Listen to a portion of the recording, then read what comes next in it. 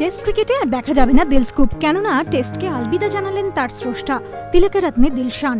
শেষ পর্যন্ত test cricket থেকে অবসরের সিদ্ধান্তের কথা জানিয়েই দিলেন তিলকরত্নে দিলশান।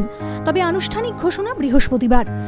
শ্রীলঙ্কার মারকুটে ওপেনার জানিয়েছেন জিম্বাবুয়ে সিরিজের পরই অবসর নেবেন বলে ঠিক করেছিলেন, কিন্তু সিরিজ পিছিয়ে যাওয়ায় এখনই নিতে হলো সিদ্ধান্ত। দিলশান জানিয়েছেন, দেশের ক্রিকেটে উঠে আসুক নতুন প্রতিভা, আমি সেটাই চাই, তাদের জায়গা করে দিতেই আমার অবসরের সিদ্ধান্ত। ক্রিকেটের ক্লাসিক ফরম্যাট থেকে সরে গেলেও টি-20 ও ওয়ানডেতে খেলতে চান বলে জানিয়েছেন দিলশান। দিলশান বলছেন, জাতীয় নির্বাচকদের সঙ্গে আমার ভবিষ্যৎ নিয়ে আলোচনা করব, তারা যদি চান 2015 বিশ্বকাপ পর্যন্ত আমি খেলতে রাজি আছি। টেস্ট ক্রিকেট থেকে দিলশানের অবসরের সঙ্গে সঙ্গে অবসান হতে চলেছে এক বর্ণময় ক্রিকেট ক্যারিয়ারের। দীর্ঘ 14 বছরের টেস্ট ক্যারিয়ার। 1999-তে বুলাওয়াতে জিম্বাবুয়ের বিরুদ্ধে অভিষেক।